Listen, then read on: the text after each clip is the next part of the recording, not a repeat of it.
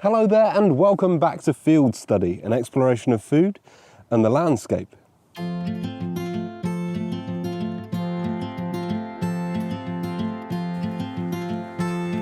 So in this week's episode I'm going to be telling you a little bit about seasonality in foraging and how understanding the life cycle of plants can help you maximise what you get from your wild edibles. Stay tuned.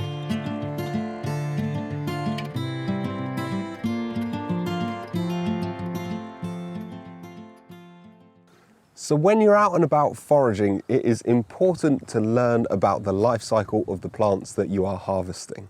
Because as the seasons change, so does the way we as humans use the plants around us. Now there are many examples of this that we could use, but today I'm going to focus in on the stinging nettle, Urtica dioica, as it is one of the most foraged for, the most nutritious and the most useful plants that grows around us. Now we first meet the stinging nettle when it's still cold in February time and it pokes its head up from underneath the ground and gives us these beautiful, vibrant green, fleshy tops that are an excellent spring tonic, especially after maybe overindulging over the Christmas period, after a lot of heavy winter food. They are highly nutritious and they really wake up the digestive system. So as the spring progresses and the plants gain height and grow upwards, they start to change structurally. So the stems become more fibrous and woody. The big leaves towards the bottom will start to become frumpy and their taste profile will change slightly. Sometimes it can taste a little bit fishy, but as these changes happen, so does our use of the plant.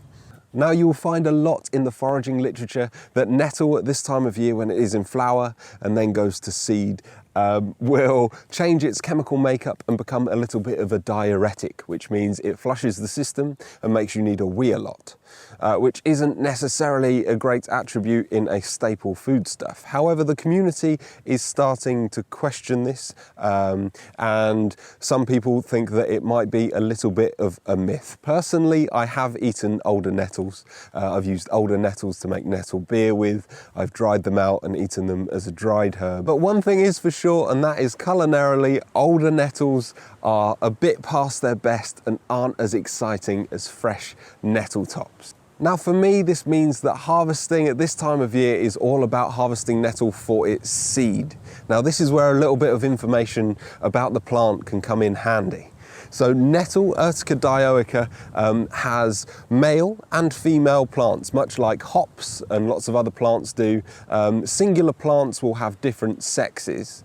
So there will be male plants and female plants, and you can tell them apart when they start to flower. Now you'll find the flowering parts of the nettle where the two opposite leaves join on the stem. So on male nettle plants, these parts will stand up erect, whereas on female plants, they will hang down in sort of like a pendulous sort of way. And it's the female plants where we will find the seed. Nettle seeds are high in protein and still have a lot of the same nutritional benefits that nettle tops do. According to the French ethnobotanist Francois Couplin, the nettle has 7 times more vitamin C in it than oranges. It has 3 times more iron in it than spinach and has a calcium content that can rival some cheeses. So it's excellent for anyone that's on a plant-based diet or is vegan or anything like that. It also contains a lot of dietary fibre. So with that being said, you might want to continue using it as a leafy green throughout the summer. And there are certain things that we do as human beings to prolong the season of this plant as a leafy vegetable. First thing that you can do in the height of summer is look for nettle plants that are growing in the shade. Now these won't have progressed as quickly as those on the field margins that are getting baked by the summer sun, so they are less likely to have gone to flower and seed. So in woodland glades and under tree canopy, you might still be able to find lovely succulent nettle leaves. But if that's not possible and you live in a place with lots of wide open spaces, maybe parkland near to you, what you can do is go and cut the nettle quite far down the stem just above a leaf node. Now nettle is a vigorous grower and it will try and come back over and over again, and from that leaf node it will put up new shoots and new fresh nettle tops. Now you can extend the season by carrying on cutting a singular patch of nettles all the way through until September, and it will provide for you again and again and again. So as sustainable foragers, it is important that we don't waste anything that we pick. And it just so happens that these tops of the nettles that we've cut off are very, very useful.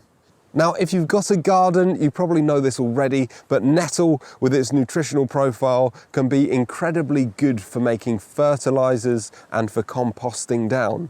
So if you steep these nettle stems that we've cut in order to stimulate the new growth in water for 2 or 3 weeks and let it ferment and get all funky, it is the most incredible liquid feed for tomatoes or anything around the garden really. It is absolute rocket fuel. So you can make yourself a garden fertilizer with them, or if it's a little bit later on in the season, early July into August, you can turn it into nettle fibre to make cordage, string or fabric. Now that is what we would have done going back to the Bronze Age and possibly even further. We would have used these plants as we cut them in order to make clothing for ourselves, to keep ourselves warm later on in the year. I hope you enjoyed this episode. For any of you guys that are new out there, firstly, welcome to the community. My name's Joseph, and if you've got any questions, please pop them in the comment section down below, or you can come along to our Friday night live Q&A session that we do every Friday at 7 p.m. There's a wonderful community of us foragers out there.